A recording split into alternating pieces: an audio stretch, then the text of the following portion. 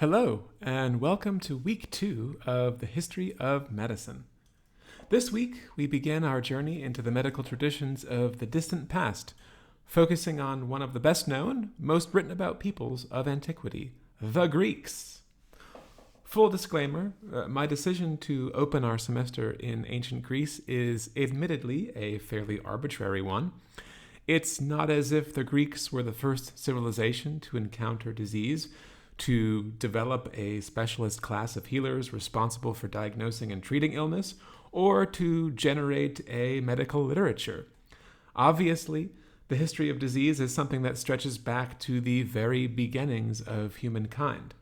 And if we're talking about the beginnings of medicine as a distinct occupation, or in terms of specific theories and practices, the logical place to begin would probably be Mesopotamia, or Egypt. So why Greece?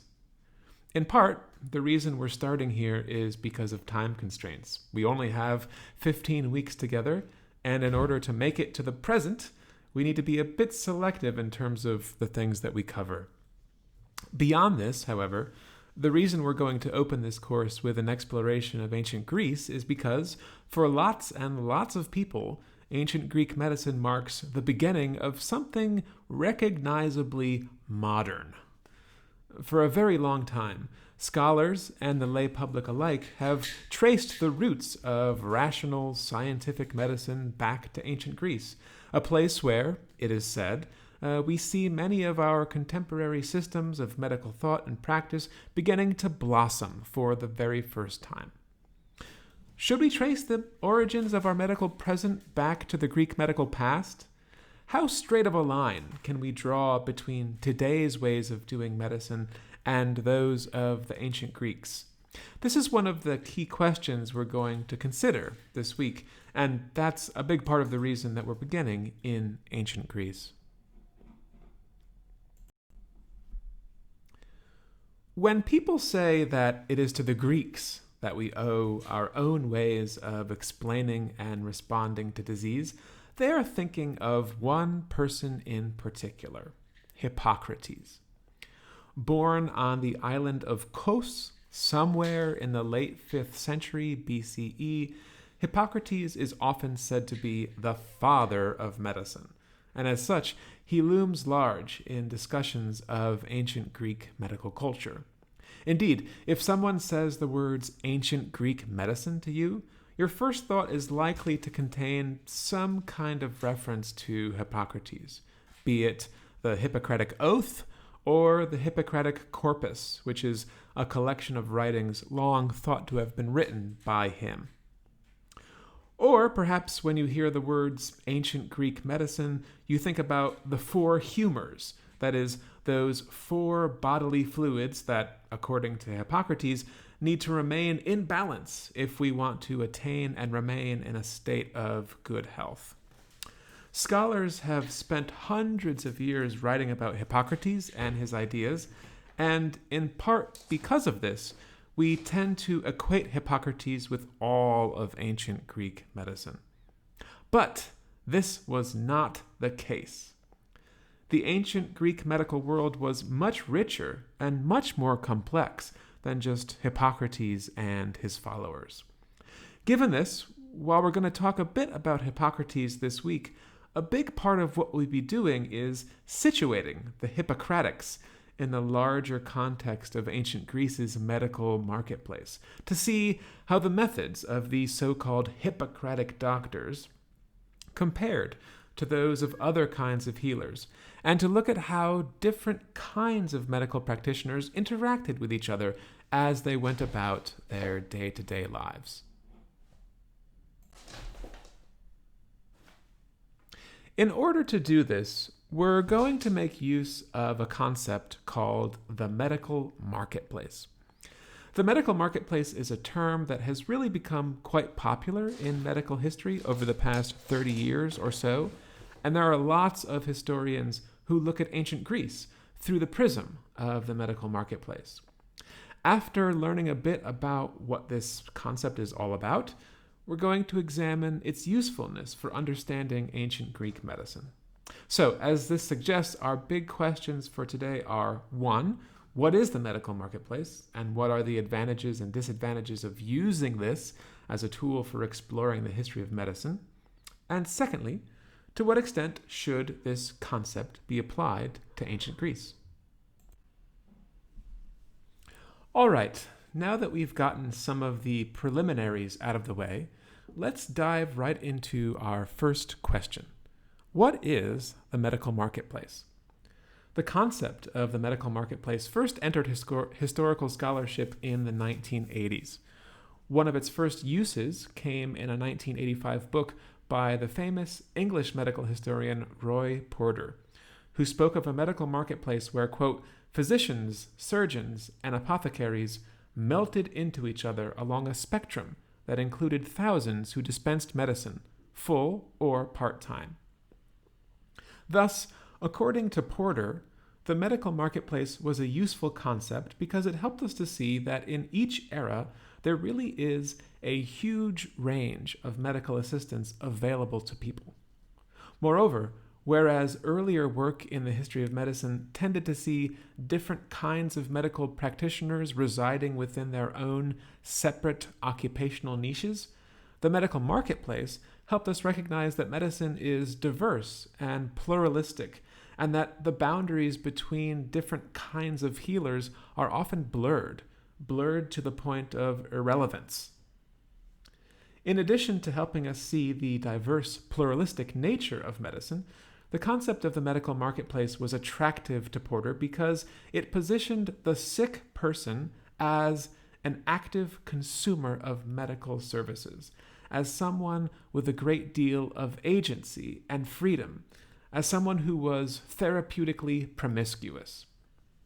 Doctors, on the other hand, were often lacking in cultural authority and had to compete among themselves in order to attract the patronage of the sick.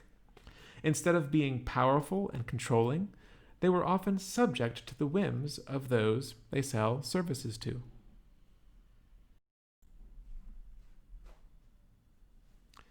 Since the 1980s, the concept of the medical marketplace has gained in popularity among scholars, and today, one sees it being employed as an analytical framework in a plethora of different studies. Part of the reason it rose to prominence is because it offered an entirely new way of thinking about medical history. Prior to the 1980s, as we've seen, lots of medical history was written under the framework of the great doctors, which concentrated on quote-unquote great figures and their intellectual innovations. The medical marketplace challenged this prevailing methodology. It put patients at the center of the historical narrative, and in doing so, it made medicine seem strange, and thus encouraged lots of critical thinking. It was a form of what we call history from below, as it positioned lay people as the key agents in medical history.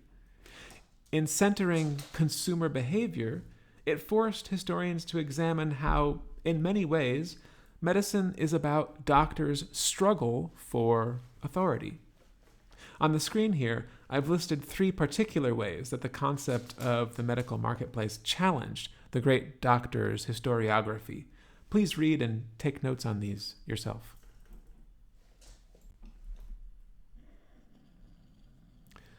The concept of the medical marketplace was first applied to ancient medicine by Vivian Nutton, a pioneering historian who is probably the single most knowledgeable person when it comes to medicine in the ancient world. Nutton got his PhD from Cambridge in the 1960s. After that, he went on to write a series of books and articles that really put ancient medicine on the map. More than anyone else, Nutton made the study of ancient Greek and Roman medicine a thing. One of his most well-known studies was an analysis of a medical treatise by the famous Roman doctor Galen. The text is called On Prognosis. It is essentially autobiographical. On Prognosis recounts episodes from Galen's first visit to Rome in the years 162 to 166 CE. Instead of merely indicating Galen's ideas about medicine and disease, the book was composed so as to demonstrate his skills and his achievements. Reading about these, Nutton saw the book as a form of advertising, as an attempt by Galen to establish his credentials in the imperial capital of Rome. As Galen knew, Rome had a highly competitive medical scene, both on the bedside and on the street. Galen's statements and his methods were contested. So throughout this book on prognosis, Galen tries to show how he is smarter than other learned doctors, and he recounts numerous occasions on which he tussled with diviners, midwives, and lots of other healers. It is clear that in this book, Galen is trying to shape the decisions made by potential patients, specifically about the doctors that they employ. Galen knows that the Roman elite to whom he was appealing had the power to define his career, and so he tried to curry favor with them and to guide their own judgment. Nutton's study of Galen convinced him that the ancient Greco-Roman world boasted an incredibly complex medical marketplace. In a 1992 essay, he wrote explicitly about this concept, arguing for its usefulness in the study of the medical traditions of antiquity. As Nutton put it, what this term is meant to convey is the idea that the sick have choices, and that in order to succeed, doctors have to compete among each other for their patronage. Being learned or licensed does not necessarily give doctors a leg up or an advantage, as they are but one part of a diverse, pluralistic medical corps that also includes surgeons, apothecaries, astrologers, root doctors, midwives, magicians, druggists, lithotomists, and wart charmers, to name but a few of their rivals.